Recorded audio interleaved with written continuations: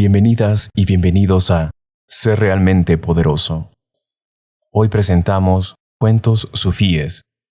Esperamos que esté teniendo o haya tenido un día divino. Suscríbase, comparta, comente y dé like. En verdad ayuda mucho a este canal y es totalmente gratis. Sufismo.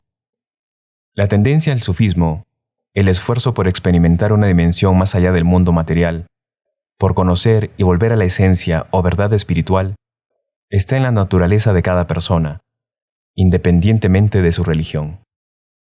Los individuos están imbuidos de esta tendencia en diversos grados. Algunos se otorgan abundantemente, otros solo en pequeñas cantidades. Algunas personas tienen la capacidad de desarrollarlo y trasladarlo a su vida diaria, mientras que otras no. Sin embargo, esta tendencia está presente en todas las personas. El sufismo no es más que una respuesta natural a este antiguo impulso humano. De acuerdo con los sufíes, el sufismo representa la dimensión espiritual del Islam. Sin embargo, no todos los musulmanes están de acuerdo y ven el sufismo como una innovación inaceptable y contraproducente que no tiene base ni en el Corán ni en la tradición.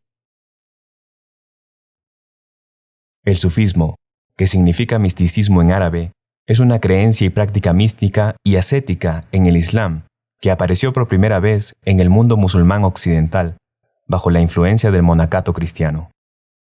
La religión oriental a principios de los siglos 8 y 9. Después de romper con el ascetismo en el siglo X, el sufismo se convirtió en una secta religiosa, filosófica, moral, independiente y progresista del Islam. Se extendió por todo el mundo musulmán en el vasto reino árabe, desde Egipto hasta España en el oeste, hasta Turquestán en el este, incluyendo Irán y Asia Central. El ascetismo místico en el Islam no es un fenómeno exclusivo de esta religión. Puede derivarse de todos los sistemas religiosos del mundo. En el monaquismo cristiano, del cual se toma directamente la secta, el judaísmo, la cábala del judaísmo, por decir algunos ejemplos. La formación del sufismo como religión islámica se produjo en cada religión individual en interacción con religiones más antiguas. En el momento de la expansión y establecimiento del Islam en los países conquistados por los árabes, las tradiciones de la ideología preislámica aún estaban vivas y extremadamente conservadoras, y fueron heredadas naturalmente por la religión más joven del mundo.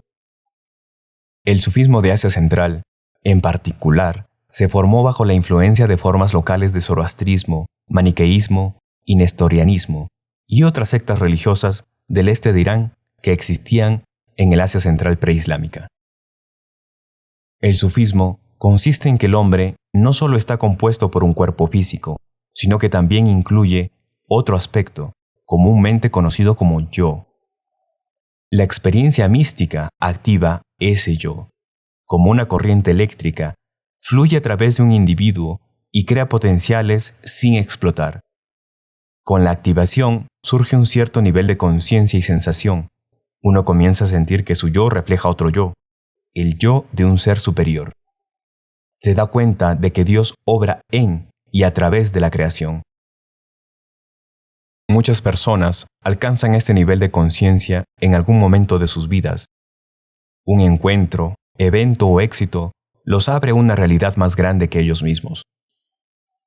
Para la mayoría, este nivel de despertar es suficiente. Otros, por el contrario, quieren algo más, entrar en contacto con Dios, ver lo divino, experimentar la verdad. No basta con ser parte, anhelan destruirse a sí mismos en el todo, en el eterno.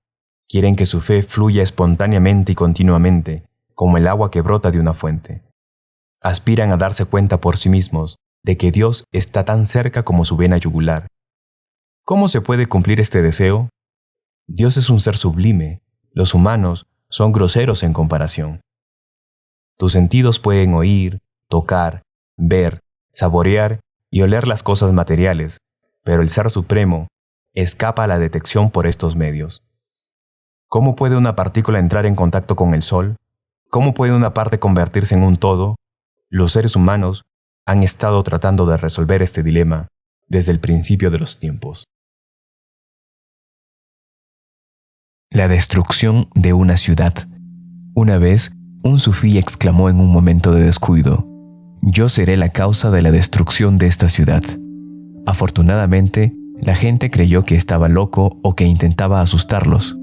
No le hicieron daño, pero en cambio, dejaron de interesarse por lo que decía. Él era, después de todo, un hombre frágil y sin ninguna importancia exterior.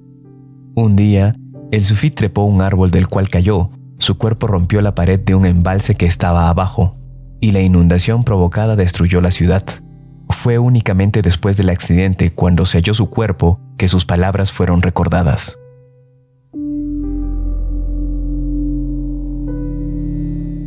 El caballo mágico. Un rey tenía 2 hijos. El primero ayudaba a la gente trabajando para ellos de una forma que comprendían. Al segundo se lo llamaba holgazán, porque era un soñador según lo que se podía ver. El primer hijo logró grandes honores en su tierra. El segundo obtuvo de un humilde carpintero un caballo de madera y se sentó a horcajadas sobre él. Mas el caballo era mágico. Llevaba al jinete, si era sincero, hasta el deseo de su corazón. Buscando el deseo de su corazón, el joven príncipe desapareció un día montado en el caballo. Estuvo ausente durante mucho tiempo. Después de muchas aventuras, regresó con una bella princesa del país de la luz. Su padre estaba por demás contento de verlo regresar ileso, y escuchó la historia del caballo mágico. El caballo fue puesto a disposición de todos en ese país, pero la gente prefería los beneficios obvios que les proporcionaban las acciones del primer príncipe, pues a ellos el caballo siempre les había parecido un juguete. No fueron más allá de la apariencia externa del caballo, que no era impresionante, pues se veía como un juguete. Cuando el viejo monarca murió, el príncipe, a quien le gustaba jugar con juguetes, se convirtió por su mandato en rey, pero en general la gente lo despreciaba. Preferían mucho más la excitación y el interés de los descubrimientos y actividades del príncipe práctico. A no ser que escuchemos al príncipe holgazán, tenga o no con él a una princesa del país de la luz, nunca llegaremos más allá de la apariencia externa del caballo. Incluso aunque nos guste el caballo, no es su forma externa la que puede ayudarnos a viajar hacia nuestro destino.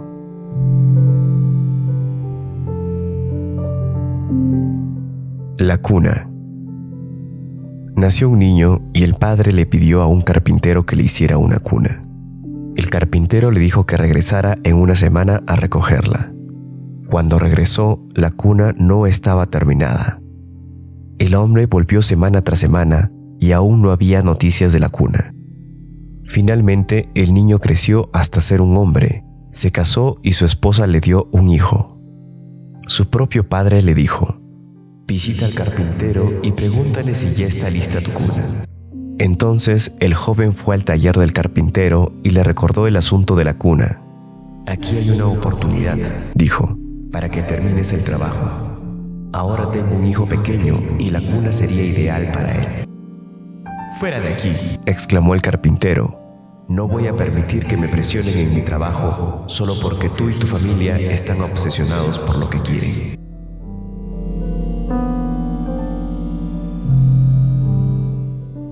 Los 3 sordos y el derviche mudo. Había una vez un pobre pastor de cabras. Todos los días llevaba a algunas cabras a una colina que daba al pueblo donde vivía con su familia en busca de pastos frescos. Era sordo, pero esto no le importaba en absoluto. Un día descubrió que su esposa se había olvidado de darle la bolsa que contenía su almuerzo.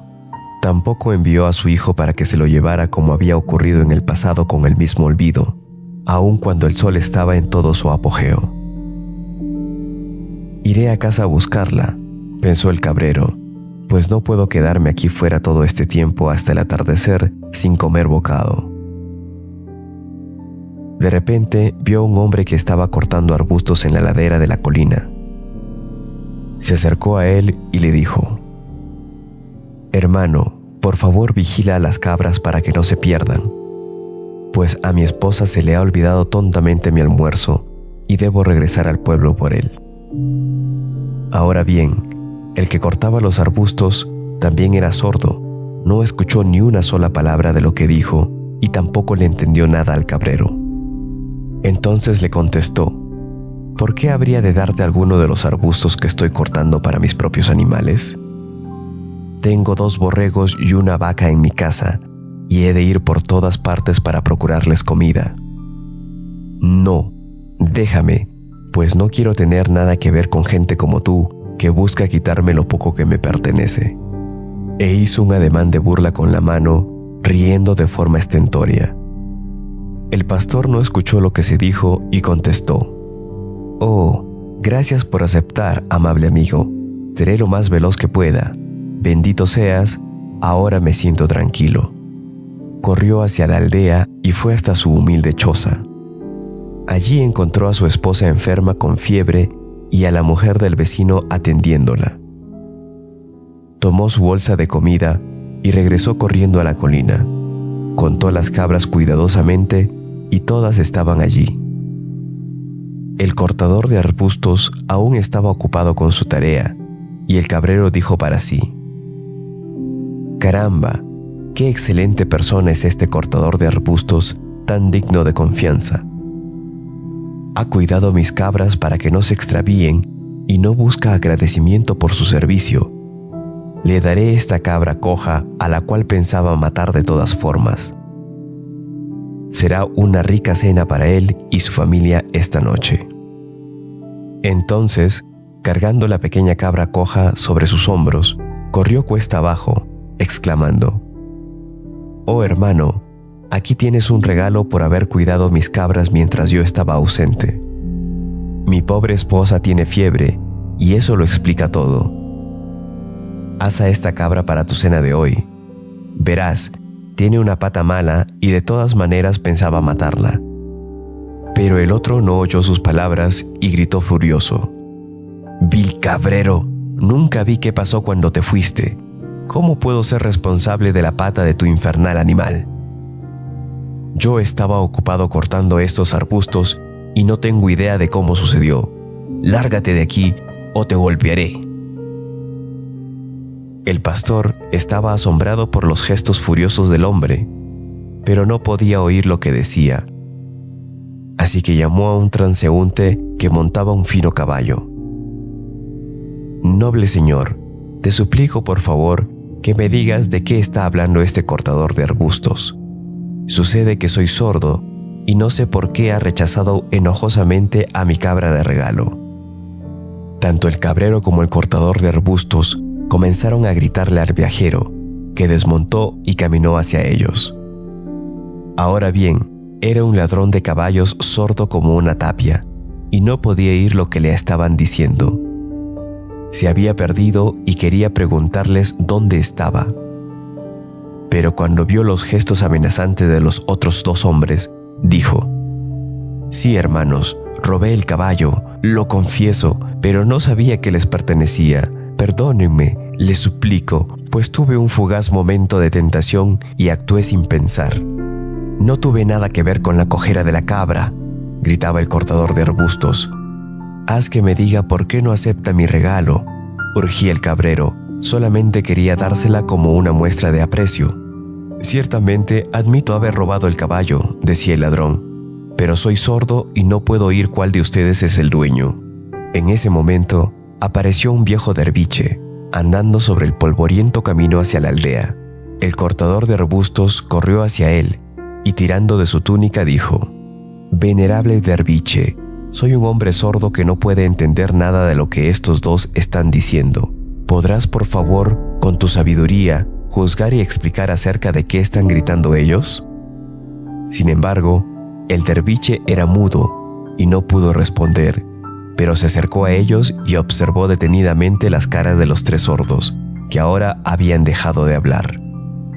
Miró por tanto tiempo y de manera penetrante, primero a uno, después al otro, que empezaron a sentirse muy incómodos. Sus brillantes ojos negros los miraban fijamente buscando la verdad del asunto, tratando de dar con la clave de la situación. pero comenzaron a temer que los iba a embrujar o a ganar control sobre sus voluntades de alguna manera.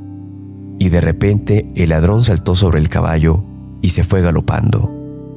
Inmediatamente el cabrero comenzó a rodear a sus animales, conduciéndolos a la cima de la colina. El cortador de arbustos bajó la mirada, alejándola de los ojos del derviche, empacó sus arbustos en una red y, echándosela a los hombros, corrió cuesta abajo rumbo a su casa. El derviche continuó su viaje, pensando que el habla puede ser una forma de comunicación tan inútil que sería lo mismo no tenerla.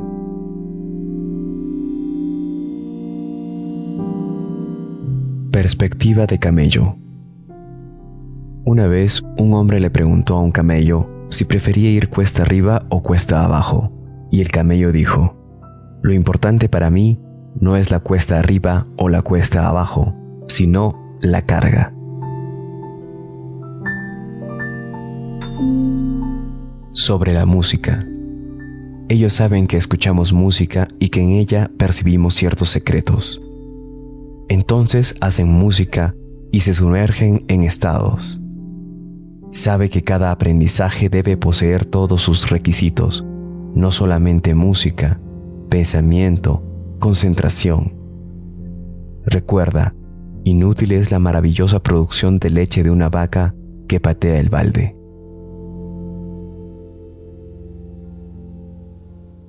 La paga y el trabajo. Una vez, un caballo se encontró con una rana. El caballo dijo: "Llévale de mi parte este mensaje a la serpiente y podrás quedarte con todas las moscas que me rodean". La rana contestó: "Me gusta la paga, pero no puedo decir que sea capaz de completar la tarea".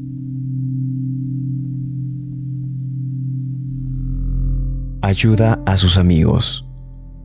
Ayuda a sus amigos, cualquiera que sea su apariencia. Un día escucharás: "Estaba necesitado y no me ayudaste. Aquellos que ayudaron a mis amigos, me ayudaron a mí".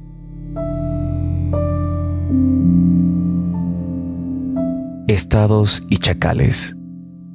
El chacal piensa que se ha dado un festín cuando en realidad apenas ha comido las sobras que dejó el león.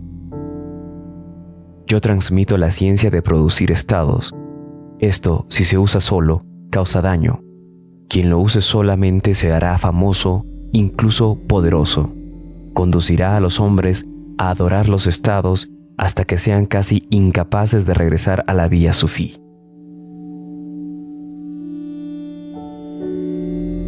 El maestro sufí y el perro. Un maestro sufí que caminaba con un estudiante por la calle fue atacado por un perro feroz. El discípulo se enfureció y gritó: "¿Cómo te atreves a acercarte a mi maestro de semejante manera?". "El perro es más coherente que tú", dijo el sabio, "porque le ladra a cualquiera, en concordancia con sus hábitos y proclividades. Mientras que tú me consideras tu maestro y eres completamente insensible a los méritos de los muchos iluminados con los cuales nos hemos cruzado en este viaje, descartándolos sin mirarlos dos veces".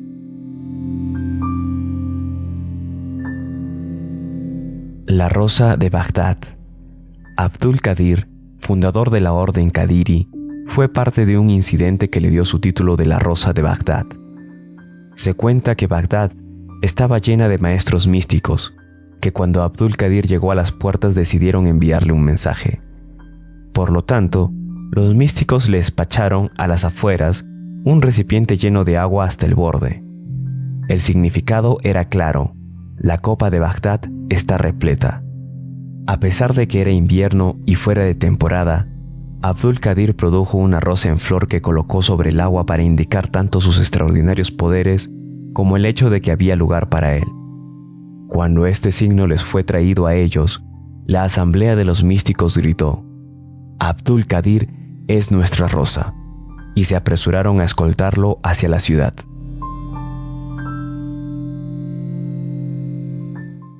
Causa y efecto. Abu Ishaq Shamishishti dijo: "Mi maestro, Kaja Ubaira, un día me llevó a dar un paseo por el pueblo. Un hombre montado en un burro no nos abría paso en una estrecha calle. y como fuimos lentos en quitarnos de su camino, nos maldijo rotundamente. «Ojalá sea castigado por ese comportamiento», gritó la gente desde sus puertas. El caja me dijo: «Qué tonta que es la gente. No se dan cuenta de cómo suceden realmente las cosas. Solo ven una clase de causa y efecto, mientras que algunas veces el efecto, como ellos lo llamarían, aparece antes que la causa». Yo quedé perplejo y pregunté qué quería decir. Ese hombre dijo: «Ya ha sido castigado por el comportamiento que recién nos mostró. El jueves pasado pidió ser admitido en el círculo de Sheikh Adami y fue rechazado. Solo cuando se dé cuenta será capaz de entrar en el círculo de los elegidos. Hasta entonces continuará comportándose así».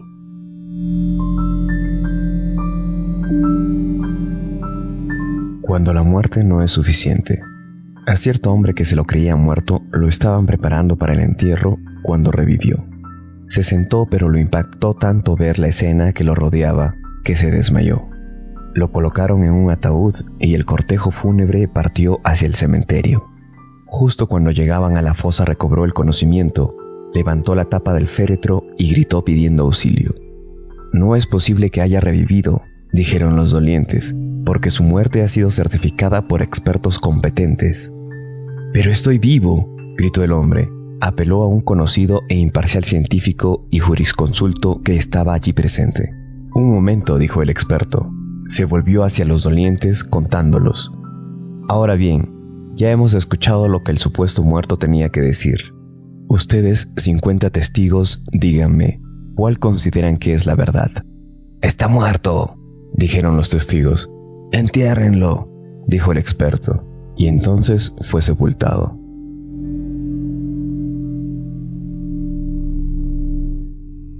La habitación extra.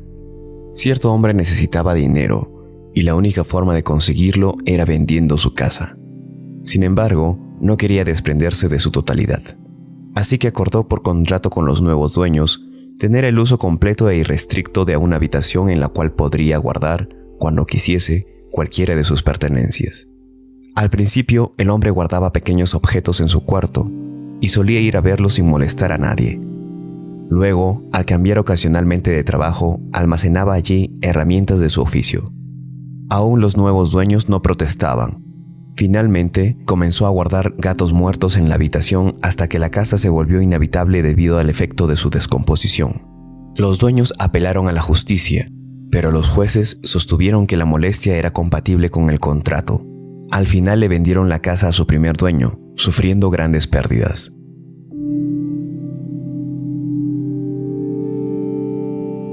El juramento. Un hombre muy atribulado juró una vez que, si todos sus problemas se resolvían, vendería su casa y entregaría todas las ganancias a los pobres. Llegó el momento en que se dio cuenta que debía cumplir su juramento, pero no quería regalar tanto dinero. Entonces ideó una salida.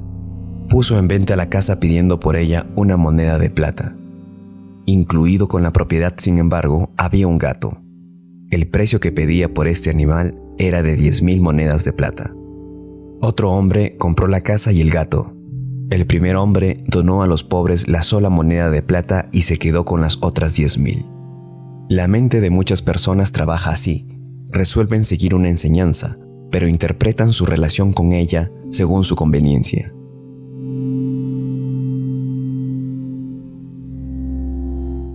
La oveja y la bolsa. Un día, un hombre andaba por un camino seguido por su oveja. Un ladrón lo persiguió, cortó la cuerda que ataba al animal y se lo llevó. Cuando advirtió lo que había pasado, el hombre corrió por todas partes buscando a la oveja. Pronto llegó a un pozo donde vio a un hombre aparentemente desesperado. Aunque el pastor no lo sabía, era el mismísimo ladrón. Le preguntó qué hacía. El ladrón dijo: «Se me ha caído un bolso en este pozo. Contiene 500 monedas de plata. Si saltas dentro y me lo traes, te daré 100 monedas». El hombre pensó: cuando una puerta se cierra, puede que 100 se abran. Esta oportunidad vale 10 veces más que la oveja que he perdido. Se desnudó y se zambulló en el pozo, y el ladrón se llevó su ropa. Rumi.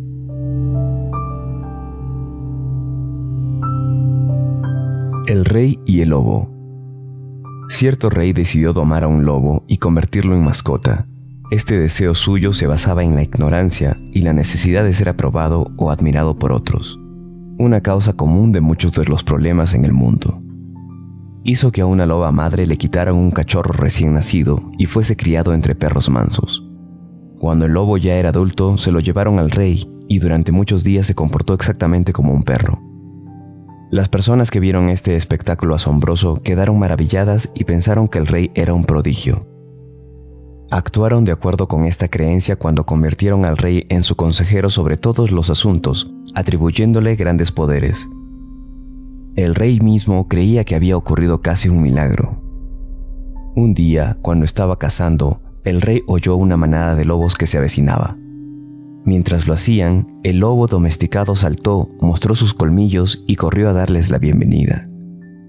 Un minuto después había desaparecido, reunido a sus compañeros naturales. Este es el origen del proverbio: un lobezno siempre se convertirá en lobo, aunque sea criado entre los hijos del hombre.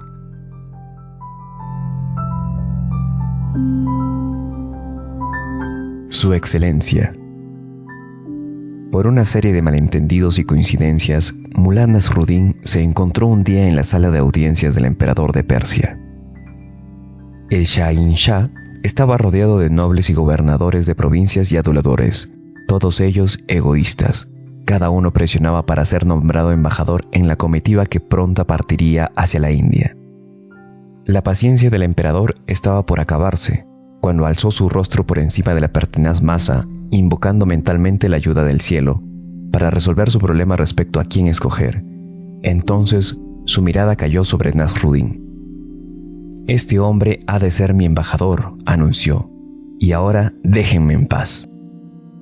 A Nasruddin le dieron espléndidos atuendos y un enorme baúl con rubíes, diamantes, esmeraldas y obras de arte de incalculable valor, todo como regalo del Shahin-Shah para el gran mongol. Sin embargo, los cortesanos no estaban acabados. Unidos por primera vez, ya que sus pretensiones habían sido insultadas, decidieron provocar la caída del mulá. Primero irrumpieron en su habitación y robaron las joyas, las cuales se repartieron entre ellos, reemplazándolas con tierra para que el baúl tuviera el mismo peso. Después fueron a ver a Nasruddin, determinados a arruinar su embajada, a crearle dificultades y de paso desacreditar también a su amo. «Felicitaciones, gran Nasruddin», le dijeron. «Lo que la fuente de sabiduría, pavo real del mundo, ha ordenado debe ser la esencia de toda la sabiduría. Por lo tanto, te saludamos. Pero hay solo un par de puntos sobre los cuales te podríamos aconsejar, ya que estamos acostumbrados a las conductas de los emisarios diplomáticos». «Les estaría muy agradecido», dijo Nasruddin. «Muy bien», dijo el jefe de los intrigantes. «La primera cosa es que debes ser humilde. Para poder probar cuán modesto eres, no deberías mostrar ninguna señal de autoimportancia. Cuando llegues a la India, debes entrar a todas las mezquitas que puedas y hacer colectas para ti mismo. La segunda cosa es que debes observar la etiqueta cortesana del país en el cual has sido acreditado. Esto quiere decir que te referirás al gran mogol como la luna llena». «¿Pero no es ese uno de los títulos del emperador de Persia?» «No en la India». Entonces Nasruddin partió. El emperador persa le dijo antes de salir: «Ten cuidado, Nasruddin. Observa estrictamente la etiqueta, pues el mogol es un emperador poderoso y debemos impresionarlo sin ofenderlo de ninguna manera». «Estoy listo, Majestad», dijo Nasruddin. Apenas ingresó a la India, Nasruddin ingresó a una mezquita y subió al púlpito. «¡Oh, gente!», gritó. «Vean en mí al representante de la sombra de Alá sobre la tierra, el eje del globo. Saquen sus monedas, pues estoy haciendo una recaudación». Esto lo repitió en cada mezquita que entró, desde Baluchistán hasta Delhi Imperial. Reunió una gran cantidad de plata. «Haz lo que quieras con él», le habían dicho los consejeros, pues es el producto del crecimiento intuitivo y de las dádivas, y como tal, su uso creará su propia demanda. Todo lo que querían que pasara era que el mulá se expusiera al ridículo por pedir dinero de esta forma vergonzosa. Los santos deben vivir en su santidad, vociferaba Nasruddin en una mezquita tras otra. No rindo cuentas ni espero que se me rindan. Para ustedes, el dinero es algo que atesoran después de haberlo conseguido. Lo pueden intercambiar por cosas materiales. Para mí, es parte de un sistema. Solo el representante de una fuerza natural de crecimiento intuitivo, dádiva y demanda. Ahora, como todos sabemos, el bien a menudo proviene del mal y viceversa. Aquellos que creían que Nasruddin estaba llenando sus propias arcas no contribuían. Por alguna razón, sus asuntos no prosperaban. Aquellos que eran considerados creyentes y dieron su dinero se hicieron ricos de manera curiosa. Pero regresemos a nuestro suceso. Sentado en el trono del pavo real en Delhi, el emperador estudiaba los informes que los mensajeros le traían a diario. Describían el progreso del embajador persa. Al principio no les encontraba sentido. Luego convocó a una junta de consejeros. «Caballeros», dijo, «este Nasruddin efectivamente debe ser un santo o alguien guiado por la divinidad. Existe un principio de no pedir dinero sin alguna razón plausible, para evitar que alguien malinterprete el móvil. ¿Has escuchado alguna vez de alguien que haya violado dicho principio?» «Que tu sombra nunca disminuya», contestaron todos. «Oh infinita extensión de toda la sabiduría, estamos de acuerdo. Si hay hombres así en Persia, debemos estar atentos, pues es evidente su superioridad moral sobre nuestra perspectiva materialista». Entonces llegó de Persia un mensajero con una carta secreta en la cual los espías del mogol en la corte imperial le informaban: «Mulá Nasruddin es un hombre irrelevante. Fue escogido como embajador absolutamente al azar. No podemos desentrañar la razón por la cual Esain Shah no fue más exigente». El mogol reunió a su consejo. «Incomparables pájaros del paraíso», les dijo, «un pensamiento ha manifestado en mí. El emperador persa ha escogido a un hombre al azar para representar a su nación entera. Esto puede significar que está tan confiado en la sólida calidad de su pueblo, que para él cualquiera está calificado para llevar a cabo la delicada tarea de ser embajador en la sublime corte de Delhi.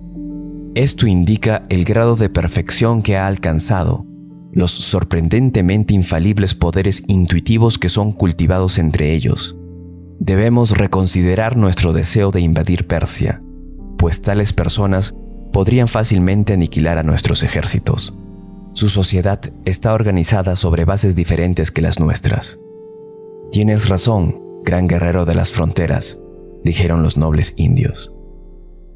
Finalmente, Nasruddin volvió a Delhi. Iba montado en su burro y seguido por su escolta, quien iba muy abrumada con los sacos de dinero que había reunido en las mezquitas. El tesoro iba sobre un elefante debido a su tamaño y peso. Nasruddin fue recibido en la puerta de Delhi por el maestro de ceremonias. El emperador estaba sentado con sus nobles en un patio enorme, la sala de recepción de los embajadores. Todo se había dispuesto para que la entrada fuera baja. Como consecuencia, los embajadores siempre se veían obligados a desmontar y entrar a pie para presentarse ante la presencia suprema, dando así la impresión de ser suplicantes. Apenas unos pocos podían aparecerse montados a caballo ante el emperador. No obstante, ningún embajador había llegado montado en un burro, y por ende, no había nada que impidiera a Nasruddin pasar por la puerta al trote y acercarse hasta el estrado principal. El rey indio y sus cortesanos intercambiaron miradas ante este hecho. Nasruddin desmontó contento, habló al rey llamándolo «luna llena» y solicitó que le trajeran su tesoro. Cuando fue abierto y la tierra revelada, hubo un momento de consternación. «Mejor no digo nada», pensó Nasruddin, «pues no hay nada que pueda mitigar esto». El mogol le susurró a su visir: «¿Qué significa esto? ¿Es un insulto?». Incapaz de creerlo, el visir pensó con frenesí. Después brindó esta interpretación: «Es un acto simbólico o presencia», murmuró. «El embajador está expresando que lo reconoce a usted como el amo de la tierra. ¿Acaso no lo llamó luna llena?». El mogol se tranquilizó. «Estamos contentos con la ofrenda, pues no tenemos necesidad de riqueza y apreciamos la sutileza metafísica del mensaje». Se me ha encomendado decir, dijo Nasruddin, recordando la frase esencial para la entrega de regalos que le habían dicho los intrigantes persas, que esto es todo lo que tenemos para su majestad. Eso quiere decir que Persia no nos cederá un gramo más de su suelo, le susurró al rey el augurador. Dile a tu amo que entendemos, sonrió el mogol, pero hay otro punto. Si yo soy la luna llena, ¿qué es el emperador de Persia? La luna nueva, dijo con rapidez Nasruddin. La luna llena es más madura y da más luz que la luna nueva, la cual es más joven, le susurró el astrólogo de la corte al mogol. Estamos contentos, dijo el indio, encantado. Puedes regresar a Persia y decirle a la luna nueva que la luna llena lo saluda. Los espías persas en la corte de Delhi inmediatamente mandaron un informe completo de este diálogo al Sahinchá. Agregaron que era sabido que el emperador mogol había quedado impresionado y temía planear una guerra contra los persas debido a las actividades de Nasruddin. Cuando regresó a casa, el Sahinchá recibió al mulá con toda su corte. Estoy más que contento, amigo Nasruddin, con el resultado de tus métodos heterodoxos, dijo. Nuestro país está a salvo, y esto significa que no deberás explicar nada acerca de las joyas o de las colectas en las mezquitas. A partir de ahora, serás conocido por el título especial de Zafir, emisario. Pero majestad, le susurró el visir, este hombre es culpable de alta traición, y de más también. Tenemos evidencia perfecta de que aplicó uno de tus títulos al emperador de la India, cambiando así su lealtad y desprestigiando uno de tus magníficos atributos. Sí, vociferó el Sahinchá, los sabios han dicho acertadamente que para cada perfección hay una imperfección. Nasruddin, ¿por qué me llamaste la luna nueva? Yo no sé de protocolo, dijo Nasruddin, pero sí sé que la luna llena está a punto de desaparecer y que la luna nueva aún está creciendo, con sus mayores glorias todavía por delante. El humor del emperador cambió y gritó: «Detengan al gran visir. Mulá, te ofrezco el lugar del gran visir». Nasruddin dijo: «¿Cómo podría aceptarlo después de ver con mis propios ojos lo que le sucedió a mi predecesor? ¿Y qué pasó con las joyas y tesoros que los malvados cortesanos habían usurpado del cofre? Esa es otra historia. Como dijo el incomparable Nasruddin, solo los niños y los estúpidos buscan causa y efecto en el mismo cuento».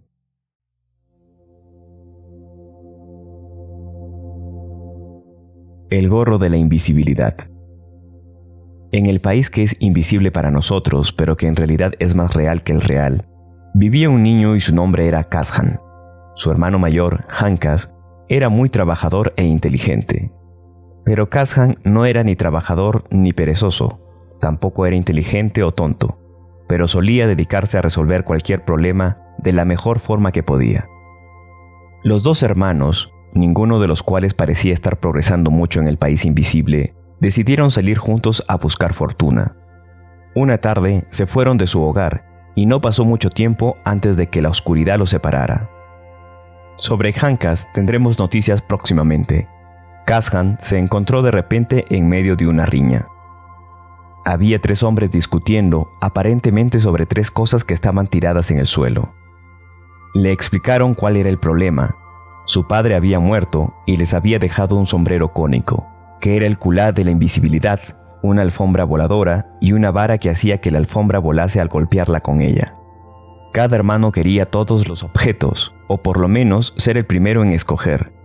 Entre las razones que aducían estaban que uno era el mayor, el del medio y el menor de los hijos. Y de esta forma cada uno reclamaba la prioridad.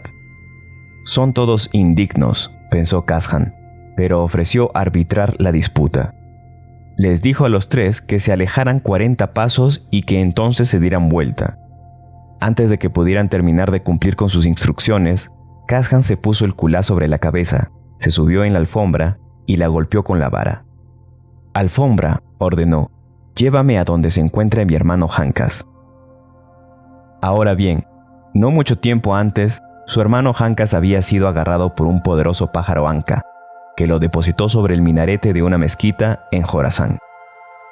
Sin embargo, Como Kazhan estaba pensando en ese momento que Hanka se habría convertido por lo menos en príncipe, la alfombra oyó este pensamiento y, volando a una enorme velocidad, se posó suavemente sobre las almenas del palacio del rey de la ciudad de Balkh, en Jorasán.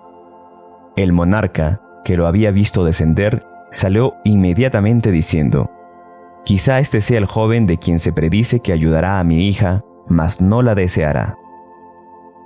Kazhan saludó al rey y le dijo que buscaba a su hermano Hankas. «Antes de hacer eso», dijo el rey, «quiero que me ayudes con tus herramientas especiales y tu mente aguda». Resulta que la princesa solía desaparecer todas las noches y regresaba a la mañana sin que nadie supiera cómo. Este hecho sucedía tal como se había vaticinado. Kazhan aceptó ayudar y propuso sentarse junto a su lecho para vigilarla. Esa noche, con los ojos entrecerrados, vio que la princesa lo miraba para comprobar si estaba dormido. Luego tomó una aguja y se la clavó en el pie, pero Kazhan no se movió, pues estaba esperando que sucediera algo por el estilo. «Estoy lista», dijo la princesa, y de repente apareció un terrible espíritu que la puso sobre sus hombros, y juntos volaron a través del techo sin dejar ninguna marca.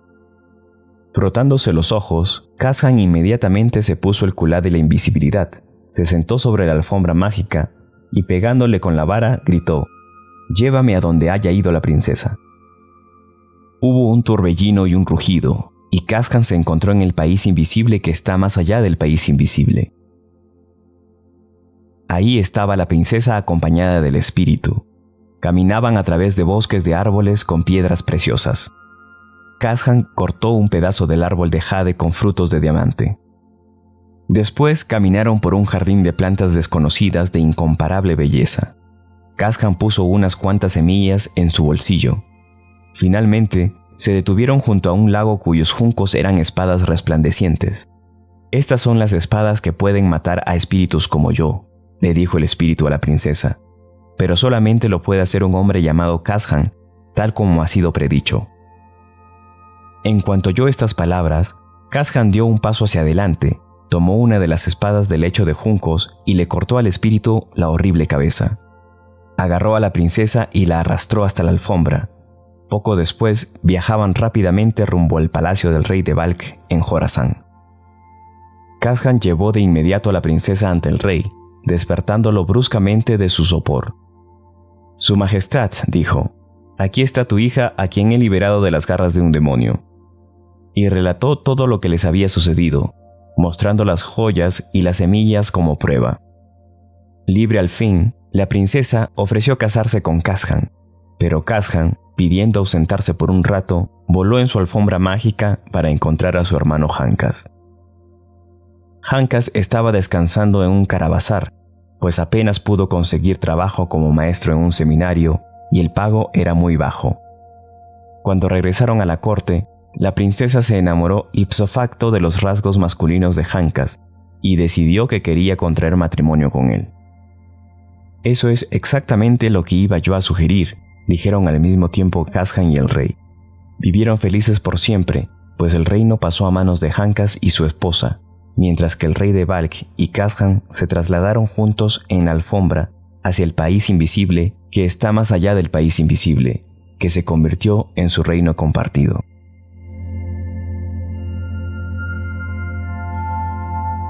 El hombre más feliz del mundo.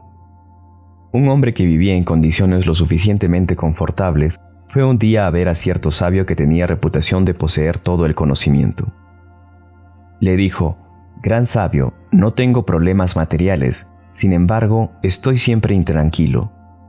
Durante años he tratado de ser feliz, de encontrar una respuesta a mis pensamientos interiores, de aceptar el mundo. Por favor, aconséjame acerca de cómo puedo ser curado de este malestar». El sabio respondió: «Mi amigo, lo que está escondido para algunos es aparente para otros. Además, lo que es aparente para algunos está oculto para otros.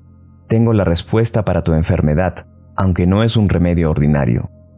Debes partir de viaje y buscar al hombre más feliz del mundo. Apenas lo encuentres, deberás pedirle su camisa y ponértela». Acto seguido, el buscador comenzó incansablemente a buscar hombres felices. Fue encontrando a uno tras otro, y los interrogaba: Una y otra vez decían: sí, soy feliz, pero hay otro que lo es más.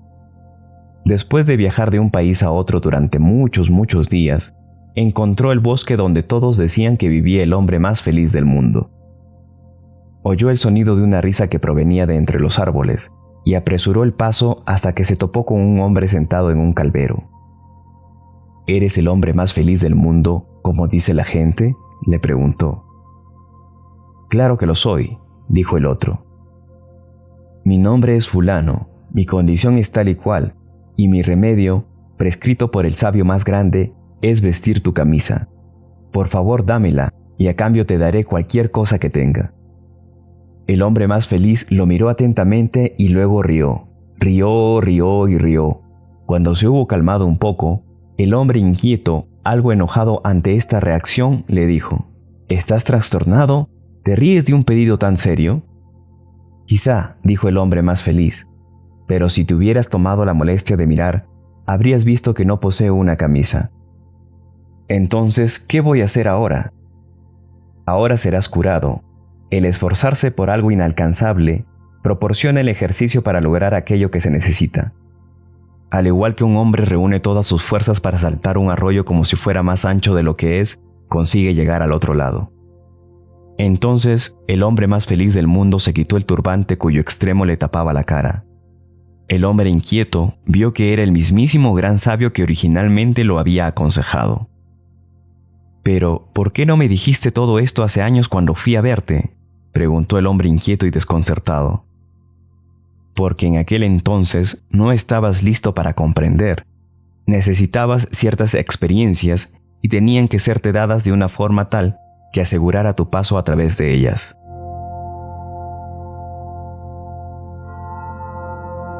Mi señora Fátima y los animales. Había una vez una niña que vivía con sus padres, solos en un bosque. Un día descubrió que su padre y su madre habían muerto y que tendría que arreglárselas sola. Sus padres habían dejado un mirab, un extraño ornamento tallado como un marco de ventana, el cual tenían colgado en una pared de su cabaña. «Puesto que ahora estoy sola», dijo Fátima, «y habré de sobrevivir en este bosque donde los únicos seres vivos son animales, sería mejor si pudiese hablar con ellos y entender su lenguaje». Así pasaba una buena parte de su día dirigiéndole esta aspiración al marco en la pared. «Mirab, dame el poder de comprender y hablar el lenguaje de los animales». Después de mucho tiempo, tuvo súbitamente la impresión de que podría comunicarse con los pájaros, animales e incluso los peces. Entonces fue al bosque a probar. Pronto llegó a un estanque. Sobre él había una mosca que brincaba por la superficie y nunca entraba al agua. Había varios peces nadando en la charca y pegados al fondo se veían algunos caracoles. Fátima dijo para entablar conversación: «Mosca, ¿por qué no entras al agua?». «¿Por qué habría de hacerlo, suponiendo que fuera posible cuando no lo es?», preguntó a su vez la mosca. «Porque estarías a salvo de los pájaros que descienden y te comen».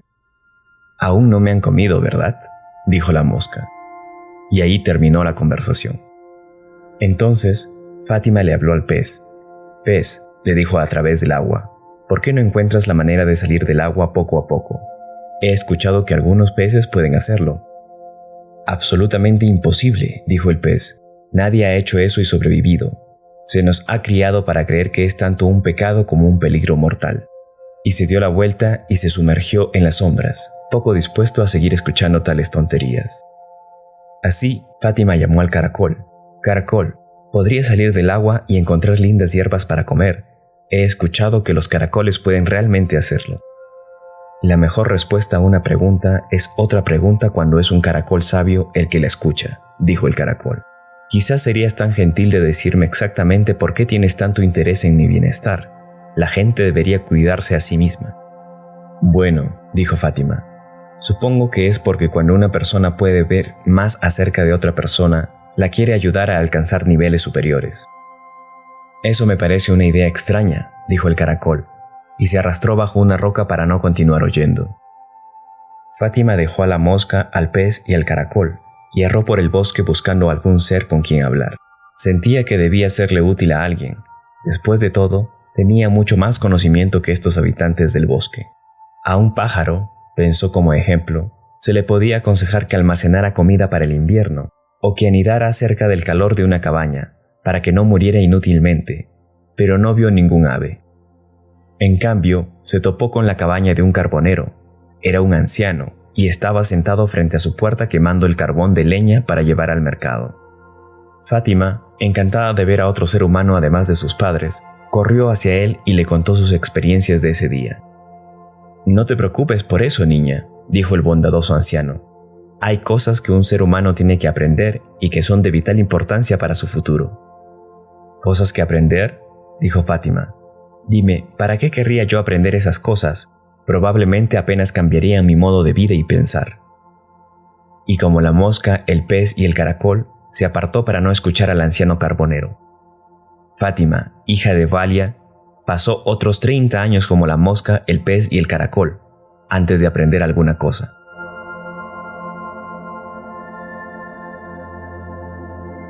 Moisés y el pastor.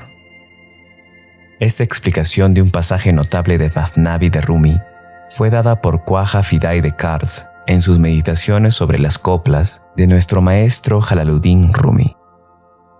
Lleva la atención hacia los distintos niveles de la comprensión humana, enfatizando que a un hombre solamente se lo puede contactar por medio de la variedad de asociaciones que él pueda concebir. Sin embargo, una parte del deber de cada maestro sufí es el preparar a sus estudiantes para la percepción del paralelismo superior. Por lo tanto, se considera sumamente incorrecto subrayar solo las ventajas materiales del sufismo por medio de términos convencionales. El sufismo no es presentado por los maestros como una terapia o una cura para los males mundanos del hombre.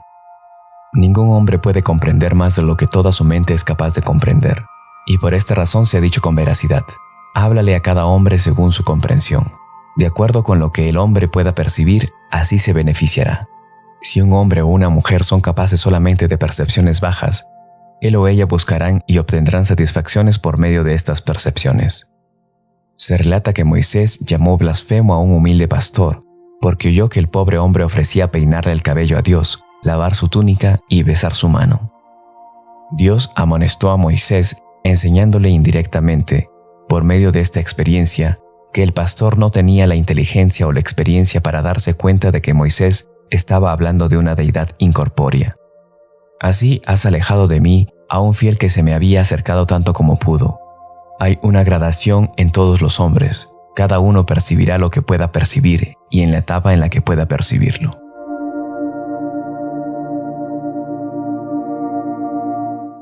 El pájaro. Un mercader tenía un pájaro enjaulado.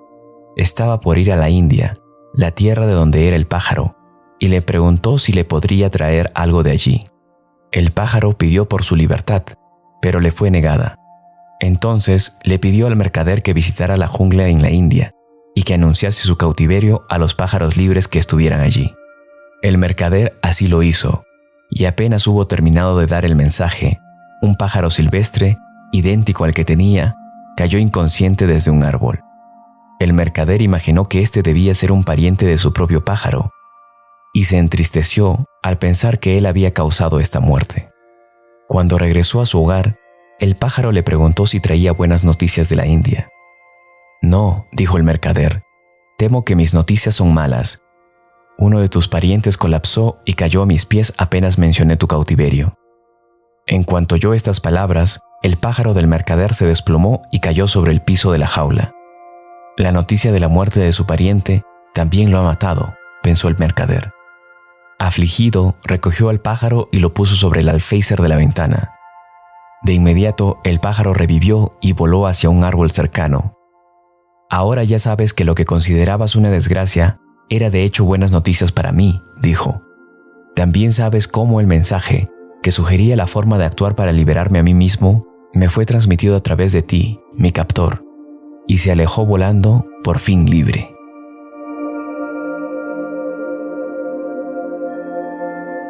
Haz más que reírte de los tontos.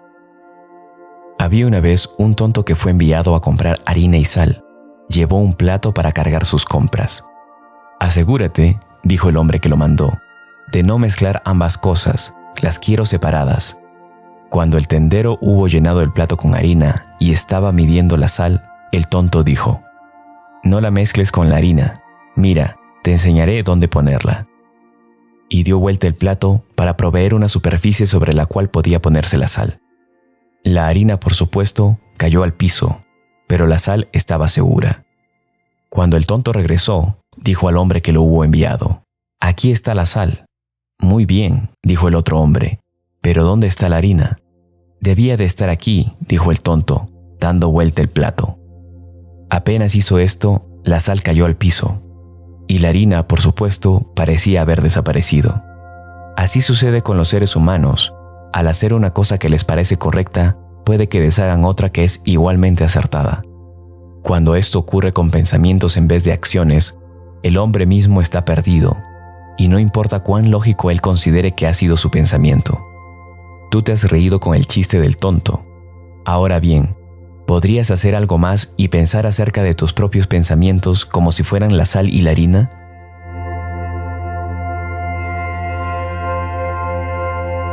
El cazador de sandías. Érase una vez un hombre que vagó desde su propio país hacia el mundo conocido como el país de los tontos. Pronto vio a un grupo de personas que huían aterrorizadas de un campo donde habían intentado cosechar trigo. «Hay un monstruo en ese campo», le dijeron. Miró y vio que era una sandía. Se ofreció para matar al monstruo por ellos. Después de arrancar la sandía del tallo, cortó un pedazo y empezó a comerlo. Ahora la gente estaba más aterrorizada por el visitante que por la sandía. Lo ahuyentaron con horquillas, gritando: «Seremos los próximos en morir, a menos que nos deshagamos de él». Resulta que un tiempo después, otro hombre que también vagaba llegó al país de los tontos y comenzó a sucederle lo mismo.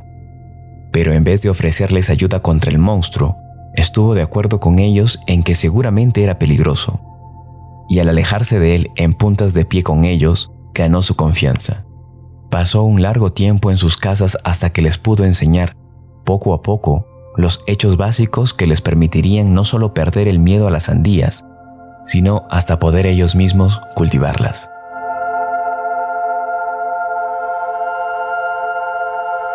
El grupo de sufís. Un grupo de sufís, enviados por su preceptor a cierto distrito, se estableció en una casa. Con el fin de evitar atención indeseable, únicamente el hombre a cargo, el diputado jefe, enseñaba en público. El resto de la comunidad empezó a realizar tareas aparentes, fingiendo ser sirvientes en su casa.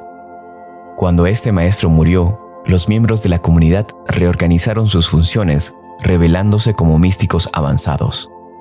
Pero los habitantes del país no solo los rechazaban por imitadores, sino que de hecho decían: «¡Qué vergüenza! Miren cómo han usurpado y distribuido el patrimonio del gran maestro, y encima estos miserables sirvientes ahora se comportan como si ellos mismos fueran sufís». La gente común, solo debido a la falta de experiencia en la reflexión, no tiene los medios para juzgar situaciones tales como estas. Por lo tanto, tienden a aceptar meros imitadores que toman el lugar de un maestro y rechazan a quienes verdaderamente continúan con su trabajo. Cuando un maestro abandona una comunidad, al morir o por otra causa, quizá la intención sea que su actividad continúe, o quizá no. Tal es la codicia de la gente común, que siempre supone que esta continuidad es deseable. Tal es su relativa estupidez, que no pueden ver la continuidad si no toma la forma más burda posible.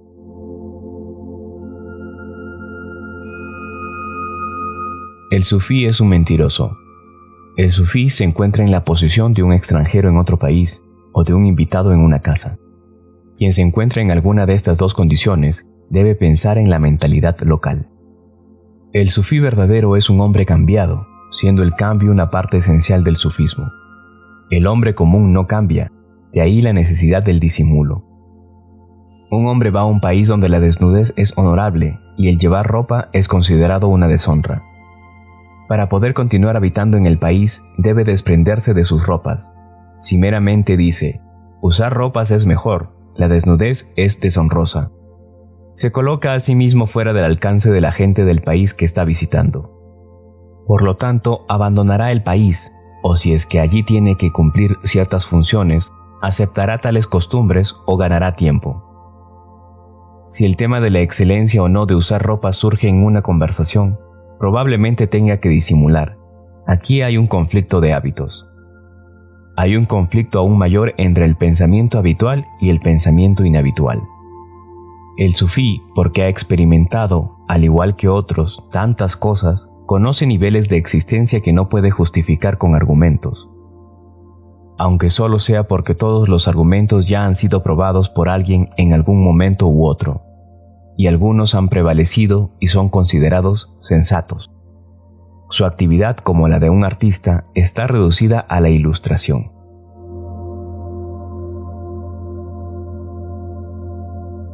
El jardín. Había una vez, cuando la ciencia y el arte de la jardinería estaba aún bien establecida entre los hombres, un maestro jardinero.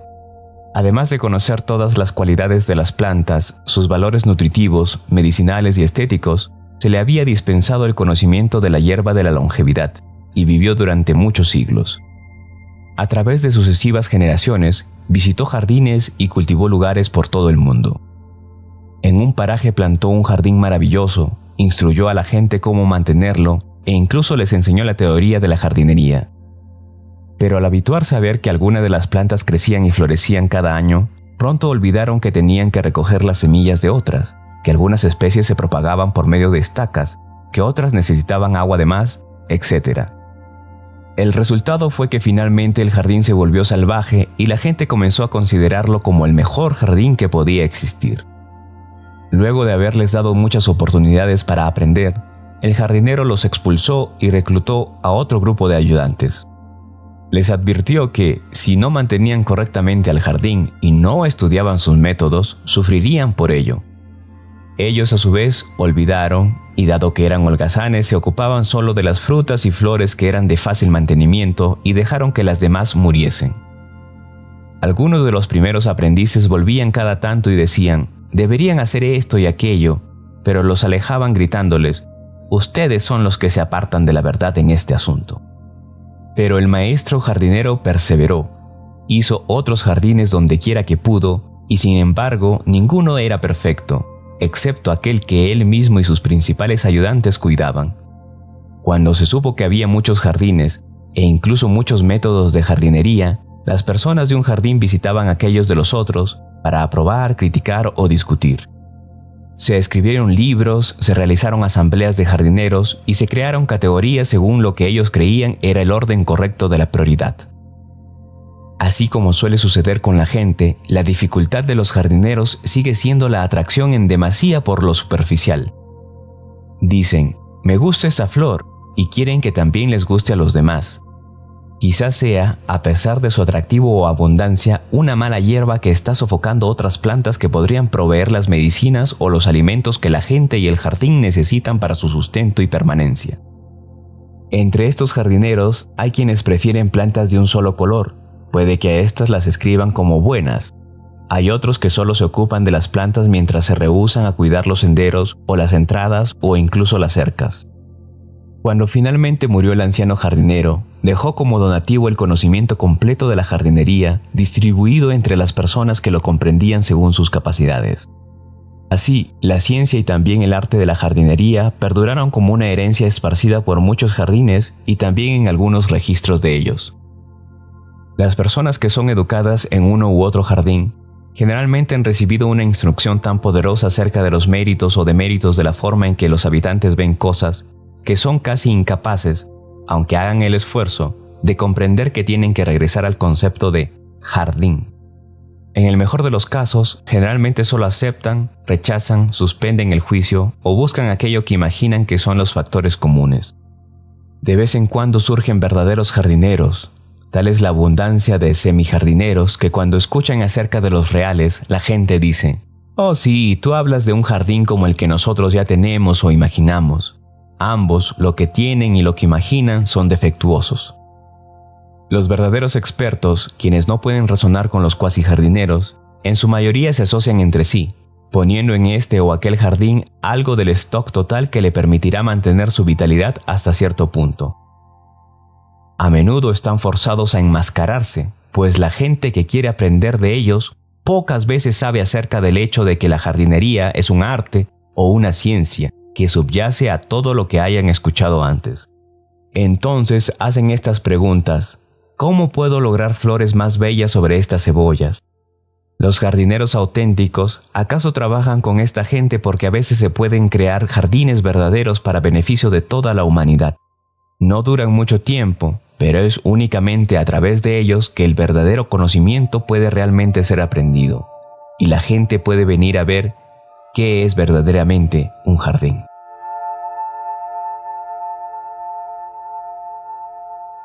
El misterio de los sufís.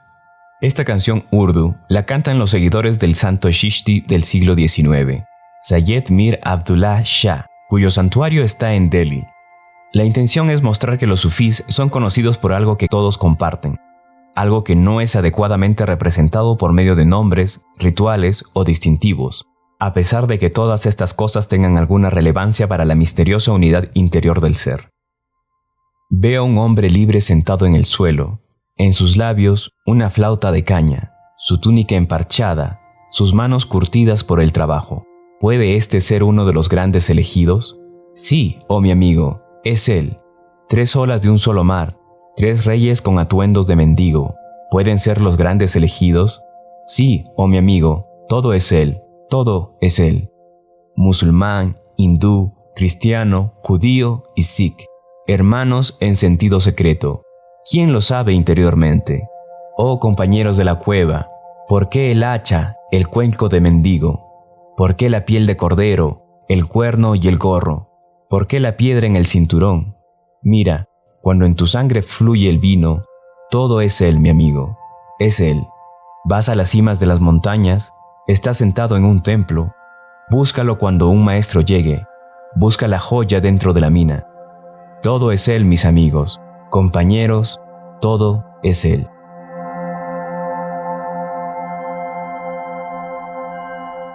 La vid.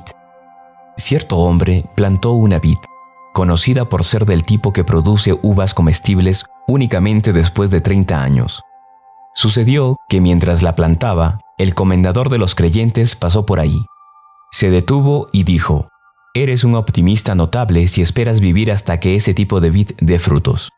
«Quizá no», dijo el hombre, «pero al menos mis sucesores vivirán para beneficiarse de mi trabajo, como todos nosotros nos beneficiamos del trabajo de nuestros predecesores». Retomó su camino. Algunos años después, la vid comenzó a dar uvas deliciosas. El hombre llenó una gran canasta con los mejores racimos y fue al palacio. El comendador de los creyentes lo recibió y le dio un espléndido regalo de oro. Se corrió la voz. A un campesino insignificante le dieron una enorme suma a cambio de una canasta llena de uvas. Cierta mujer ignorante, al oír esto, llenó de inmediato una canasta con sus propias uvas y se presentó ante la guardia del palacio diciendo: «Demando la misma recompensa que le fue otorgada al hombre esta mañana. Aquí está mi fruta. Si el rey da dinero a cambio de fruta, aquí hay fruta». Tales palabras le fueron reportadas al comendador de los creyentes, cuya respuesta fue: «A quienes actúan por imitación y por la arrogancia que subyace bajo la falta de investigación sobre las circunstancias que tratan de imitar, dejen que los ahuyenten». La mujer fue echada, pero estaba tan molesta que no se tomó el trabajo de preguntar al viñador qué había sucedido realmente.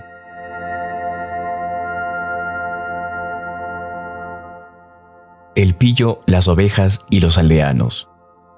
Había una vez un pillo que fue atrapado por la gente de una aldea. Lo ataron a un árbol para considerar el sufrimiento que le iban a imponer y se fueron, habiendo decidido arrojarlo al mar esa noche al finalizar la jornada laboral. Pero un pastor, que no era muy inteligente, pasó por allí y le preguntó al astuto pillo por qué estaba atado de esa forma. «Ah», dijo el pícaro, «unos hombres me pusieron aquí porque no quise aceptar su dinero». «¿Por qué quieren dártelo y por qué no lo tomas?», preguntó el sorprendido pastor. «Porque soy un contemplador y quieren corromperme», dijo el pillo. «Son unos impíos». El pastor sugirió que él debería tomar el lugar del pícaro y le aconsejó huir y ponerse fuera del alcance de los impíos. Entonces cambiaron lugares. Los aldeanos regresaron después del anochecer, pusieron una bolsa sobre la cabeza del pastor, lo ataron y lo arrojaron al mar. A la mañana siguiente, se asombraron de ver al pillo entrando en la aldea con un rebaño de ovejas. ¿Dónde has estado y de dónde sacaste esos animales?, le preguntaron. En el mar hay espíritus bondadosos que recompensan de esta manera a todos los que se arrojan en él y se ahogan, dijo el pícaro. En menos tiempo del que se tarda en contarlo, la gente corrió hasta la orilla y se arrojó al mar. Así fue como el pillo se apoderó de la aldea.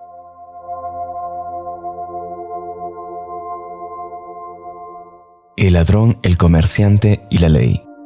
Un ladrón irrumpió en una tienda. Mientras estaba allí, un agudo punzón que el comerciante había dejado sobre un estante pinchó uno de sus ojos y lo cegó. El ladrón recurrió a la ley, diciendo: la pena por robar es la prisión, pero la pena por la negligencia que causa la pérdida de un ojo es considerada un daño criminal. Él vino a robarme, dijo el comerciante en su defensa. Eso será tratado por otra corte, dijo el juez. Aquí no nos concierne. Si tomas todas mis posesiones, dijo el ladrón, mi familia morirá de hambre mientras yo esté en prisión. Esto claramente no es justo para ellos. Entonces ordenaré que le saquen un ojo al comerciante como represalia, dijo el juez. Pero si haces eso, dijo el comerciante, perderé más que el ladrón y no sería equitativo. Soy un joyero y la pérdida de un ojo arruinaría mi capacidad de trabajo. Muy bien, dijo el juez. Dado que la ley es imparcial y nadie debe sufrir más de lo justo, y puesto que la comunidad participa en las ganancias o pérdidas de algunos de sus miembros, traigan a un hombre que solamente necesita un ojo, como por ejemplo un arquero, y sáquenle el otro ojo. Y así se hizo.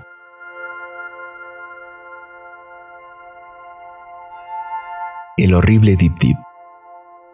Una noche, un ladrón que pretendía robar a una anciana trepó hasta la ventana abierta de su hogar y se puso a escuchar. Estaba acostada sobre la cama y el ladrón la oyó hablar con poderosa emoción de una manera muy extraña. Ella decía: «¡Ah, el Dip Dip! ¡El horrible Dip Dip! Este abominable Dip Dip acabará conmigo». El ladrón pensó: esta desdichada mujer sufre de una terrible enfermedad, el maligno Dip Dip del cual jamás había escuchado hablar. Luego, al aumentar el volumen de sus lamentos, empezó a decirse a sí mismo: ¿me habré contagiado yo también? Después de todo, casi pude sentir su aliento al asomarme por la ventana. Cuanto más pensaba en ello, más aumentaba su temor de haber efectivamente contraído el dañino Dip Dip.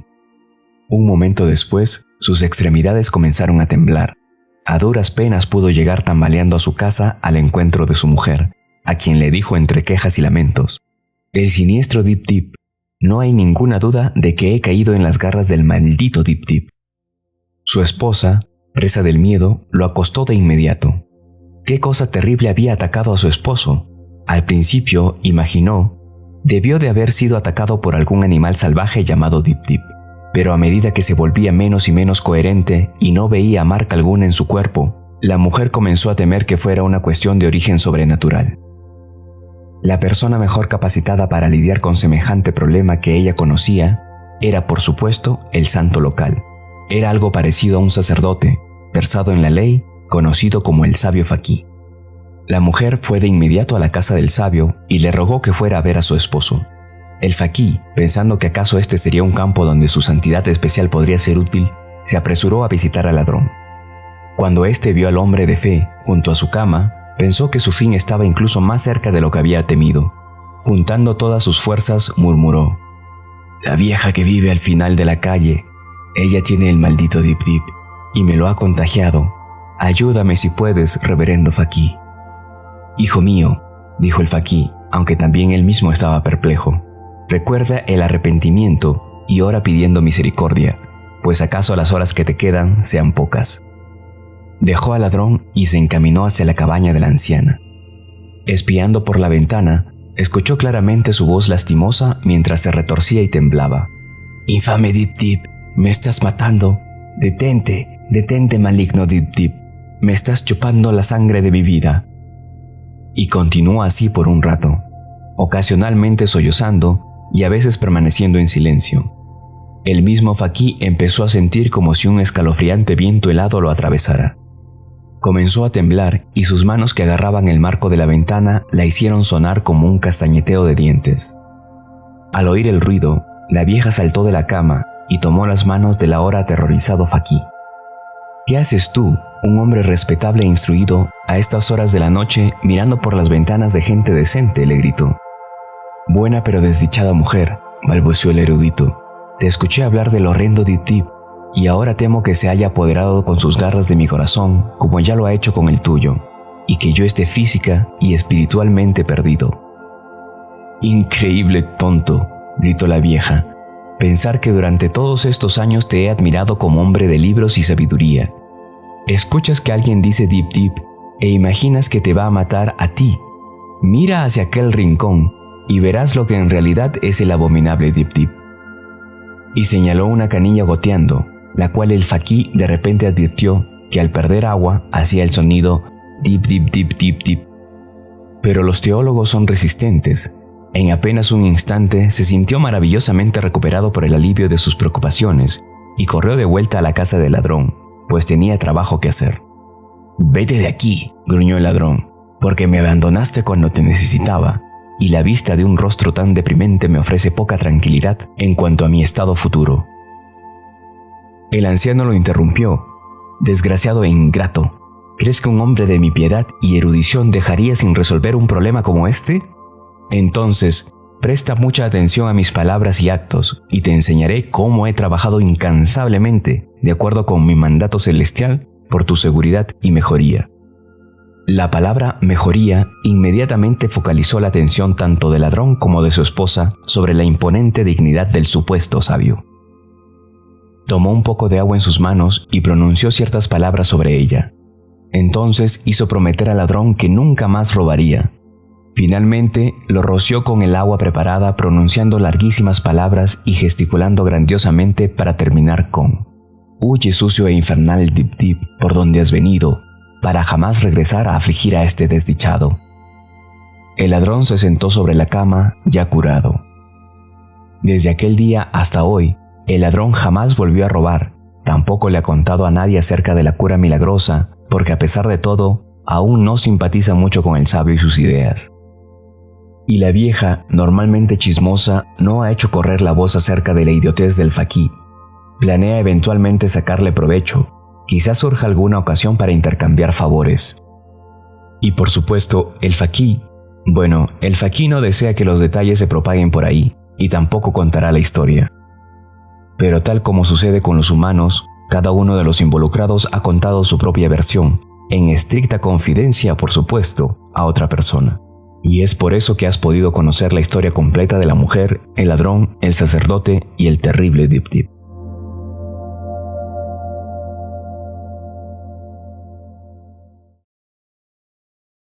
La planta. Un día fue vista una flor en una maceta en la entrada de la casa de Abdul Qadir.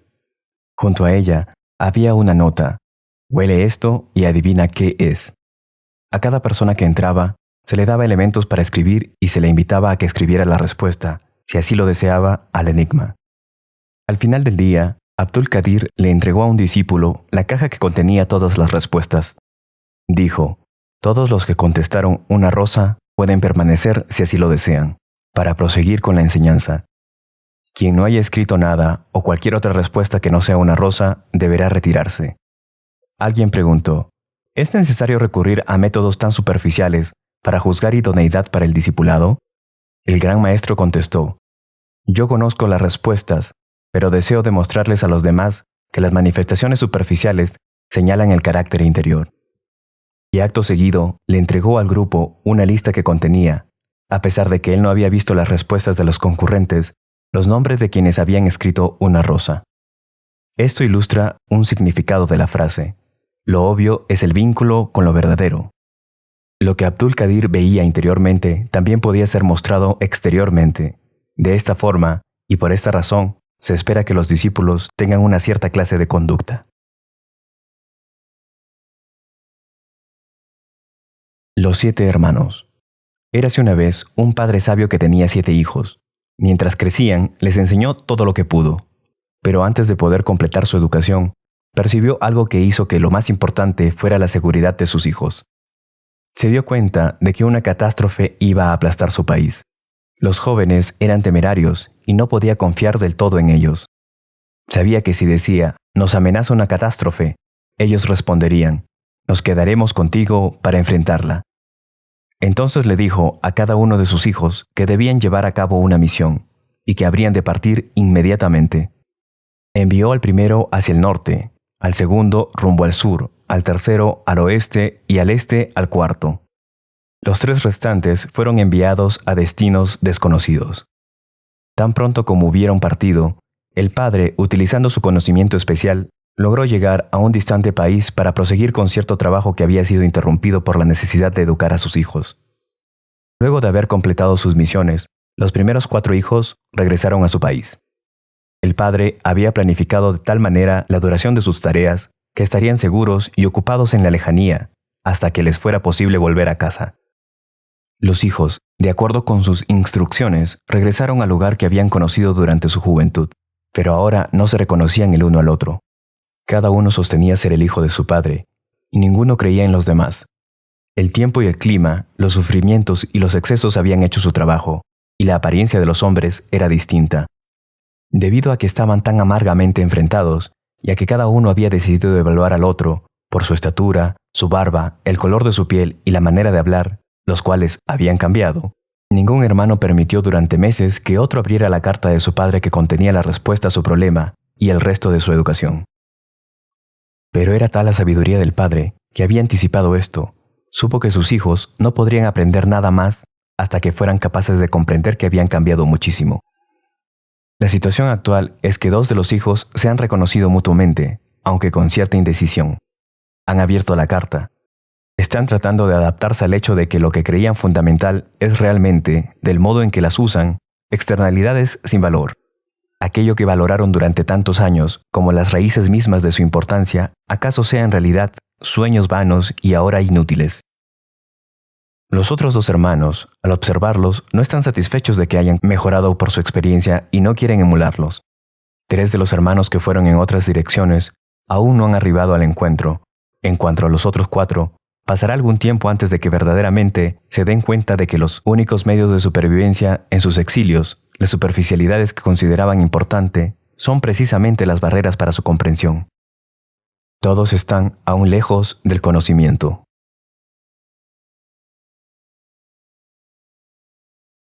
La transmisión de Baraka.